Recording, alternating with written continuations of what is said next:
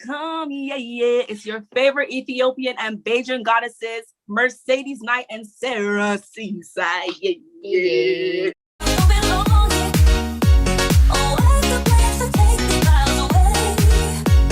Welcome back to Fine Line with Sarah and Merc. It's episode 4, guys. We have a special guest, our second special guest, Eric Park. Eric Park, woo! Yeah, what's up? Yes, Eric. Eric, come on with the nice shirt and the wine. Yes, we're so glad to have you here, Eric. We really, really are. First of all, I wanted to shout you out because Eric had my back before this pandemic corrupted our lives. Eric had my back. And I just want to say thank you in front of everybody here. Thank you. I'm glad that I know you. So first off, I want to hear a little bit about you. Who are you? And what do you do? Well, first, I want to thank you because honestly, you were helping me just as much. Because I don't do well just by myself for that. I don't know if I could have handled those 4 days by myself before one of my roommates came back. So honestly, same to you. It was a mutual thing. So cute. Mm-hmm. But my name's Eric Park. I'm from Oklahoma. Kinda, oh, I hate these. How am I? But I guess just things about me, I'm kind of just trying my best to do comedic stuff. Mm-hmm. I won't call myself a comedian yet till I actually start doing it on a regular basis because right. We love that. Yeah, Eric is from Oklahoma. Very much that. That's the Midwest, right? But I consider that the South, to be honest with you. It's the way I've always described it. It's like the Midwest and the South had a kid, but neither of them want to keep the kid. That's the key. Midwest people will be like, nah, that's South. Y'all are South. And then Southern people that's not the South. Yeah, I consider the Midwest Ohio, Indiana. Yeah, where I'm at. At least I'm kind of in the central part of Oklahoma, so that's a little more of a Southern style thing because of how close we are to Texas and stuff. Yeah. So, and then a bunch of my family's from Texas. Right. So. Right. Okay, so going to the next question, because you did say you're from Oklahoma, but you're not the typical Oklahoman, is that the right word? I don't know, type of guy. You're different. You're very the way you think is very forward. You're just chill. Where did that come from? Why are you so different from everybody else, I feel? Well, I mean, not to try and exonerate the not good people that live where I'm at, but everyone kind of, which is kind of a problem with bigger places in general, they kind of have a negative attitude and perception of the way they view particularly white people from this South Midwestern area. Not sometimes with good reason too, but so they're they just put this blanket statement we all think this way, we all think a certain way. And I mean, there's I said, there's definitely people like that, but there's definitely plenty of good people that live here that have good think are genuinely good people, right? But to go back to your question, I think I've always been someone that when I liked something, I didn't want to just like something, I wanted to know everything about it. Right. When I was in middle school, I was really into the Beatles then, and it wasn't just I needed to listen to the Beatles, I needed to I read an 800-page book about the Beatles. Not the Beatles. So, go off. So when I get interested into something, I want to learn the history behind it. So when I got into like and hip hop and R&B, I didn't want to just listen to it. I wanted to know the origins of it, how it came to be. Jonah Hill. I mean, yeah, but he got to kind of grow up during the era when it was happening. But just with movies or anything, people I'm interested in, I always want to learn. I like learning. I like history and stuff. So that separates you from everybody else in a way where, well, not everybody else, but you go the extra mile, and not everybody does that. Not everybody wants to delve deeper. And I feel like that translates in everyday life for you, you know. We know you from AMDA, right? Right. We know you from AMDA. And we also know you're a very big film buff. You are a big film, are you not? Period. Two. Yeah. Right. So Yeah. what are some of the films that inspired you to do what you do today? That could take like all day. And I include Not I'll include it TV into that as well, because yeah, of course. yeah, Yeah. Mutual thing. I started off, like most kids, like watching like Star Wars, Disney, like stuff like that. And but like around like 11 or 12 is when I really like got like really into like film. So like I watched like I was like kind of a weird kid. I'd be like I'd watch like The Godfather. When other kids were like watching like Disney Channel, I wanted to watch like Godfather and like That's me. He's talking about me. I'm that person. I'm the other kid. I was like 12 watching The Departed, learning like certain swear words that I didn't know and stuff. And when I was younger, I really was into Mel Brooks. Like the original producers, the one from the 60s, was oh yeah. was not the one with Gene Wilder, not the musical. Gotcha. Like, it was a really big movie for me as a kid. Believe It or Not, Boys in the Hood was a big one for me as a middle schooler. So believe it or not, because that was when I was like, really starting to get into hip hop and stuff, and so I kind of through my little research and stuff, I came across Boys in the Hood, and I found it on Netflix. Any Scorsese movies, Spike Lee. I love Spike Lee movies. Paul Thomas Anderson, Boogie Nights. I saw that movie a little too young. I was like 13 or 14 watching a movie about the porn industry. No. Or like the porn industry. I'm dead. Probably Mark Wahlberg's like best movie. But like Mark. there's like a lot of like nudity and stuff. Yo. And I was just like coke, like all kinds of crazy stuff. And I was not the The coke. Coke, right? my mom was so like wanted me to like stay out of trouble, and so I guess she assumed like if I was home I couldn't get into trouble, and so I would just like be in my room on my laptop, like because my dad had like all these like random like PDFs of like movies and stuff, so I'd be just like being like, oh, this looks cool, and just like putting headphones on. Not the headphones. So like I'd be watching all this stuff as a kid, and my mom would have no idea. She was just like, "Well, he's in his room. What could go wrong there?" Well, that's crazy, because like we just know you as someone that's just so like when Eric came to AMDA, that's where I met him. He's just felt so prepared in terms of like just movie history. Actors and teachers would literally forget what actor they're talking about, and Eric would be like, "Oh, this person." You mean? And we're like, there you go. Very casually. Orientation weekend, they'd be like doing like one of those talks, and they'd be like, Philip Seymour Hoffman and who was that in True West? And I'd be like, John C. Reilly. They go, yes, thank you. Right. Shout out to Eric, yo. The thing is, though, they'd always be people to be like, how do you know all this? And there wasn't like a nice, like fun way to be like, well, you see, I had a lot of alone time, free time as a kid. There's no way to be like, oh, I didn't have friends or like friends I hung out with, so I spent my the friends. Well, now you have so many friends. I feel like Eric has so many people that love and adore him. Shout out to Eric. Literally just the greatest guy ever. And Eric has good style. I would say you have really nice style. I feel like you know your worth. You know what you like. I just sent Eric a TikTok about shoes, and that's literally what I want to ask you about. Where is this obsession of shoes? Like, where did that come from? Because literally Eric always be harassing me about my Air Force Ones that are all crusty now, but Eric always be hating on me, but it's fine. It's weird because usually like people start like so much younger. Like when you listen to like, if anyone watches like the sneaker shopping show or like podcasts and stuff, they'll be like, oh, it's since I was a kid and blah blah blah.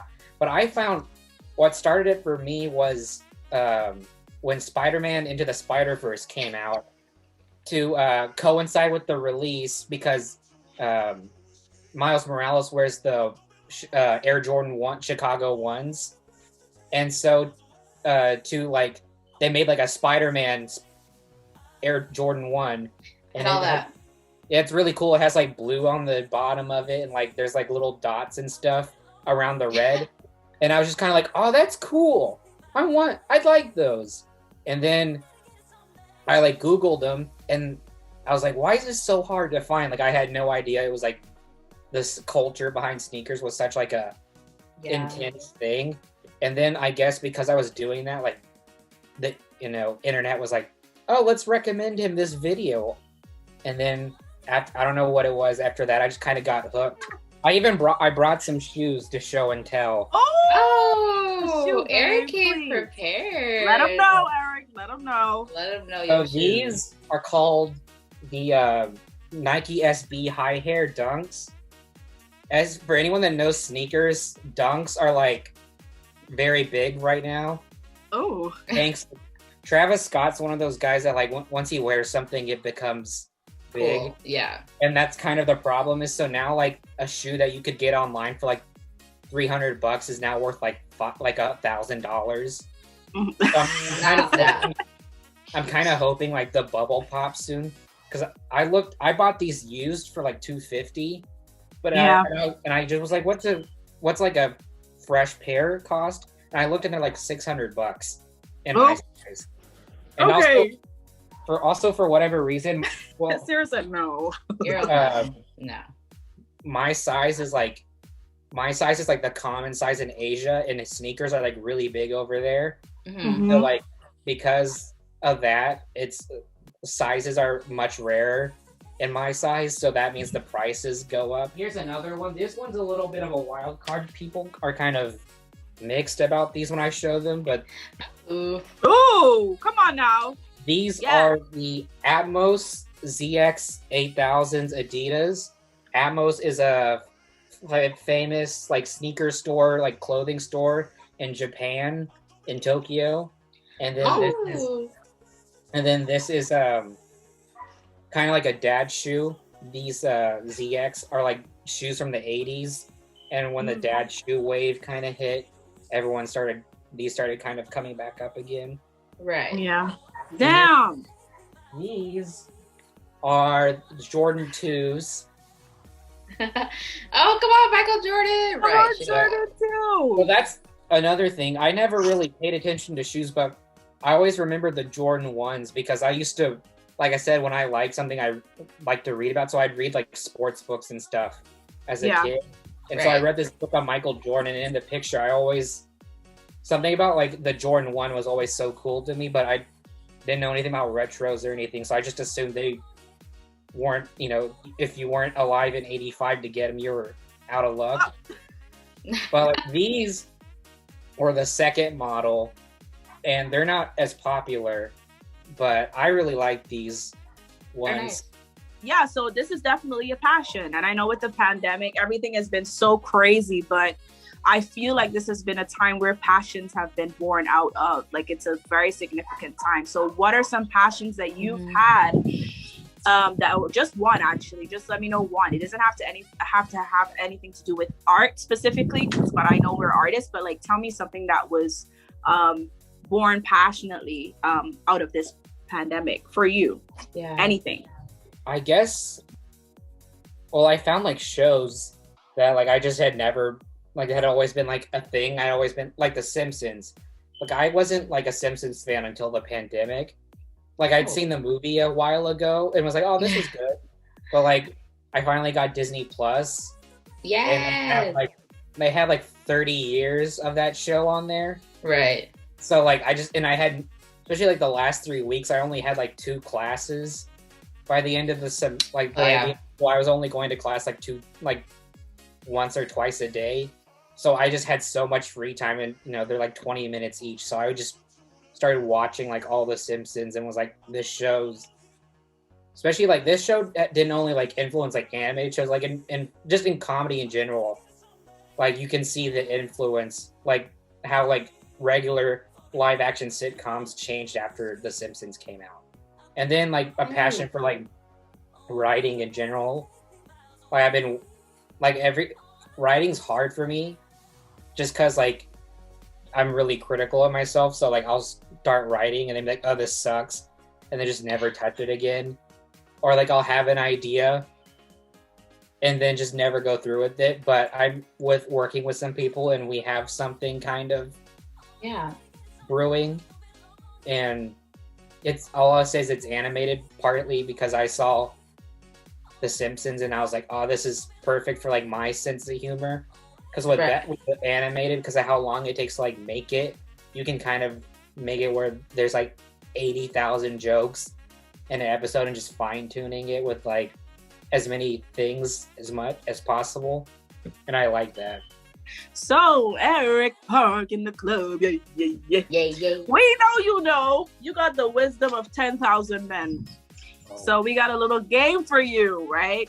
Yes. Just real quick. We don't need to know why. Think in your head really fast.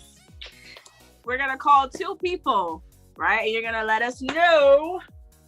Who would you rather be? Who would you rather be? Okay. Who would you rather be? Who would you rather Eric be? Park. Let's play a little game. I'm just playing. We're playing a game. Woo! So Eric Park, who would you rather be? Han Solo or Indiana Jones? Ooh, that's tough. Especially because like Harrison Ford's like so like that thing whatever Harrison Ford is good at, that is so like innate in both of those characters. Choose one, baby. I think Indiana Jones. Okay, so the second one is James Bond or Tony Stark.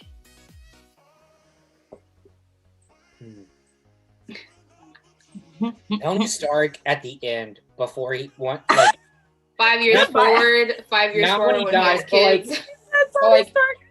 Because with James Bond, all he does is, he's like a lonely dude. Like all he does is drink and, seduce women and, just kind of travel. He doesn't.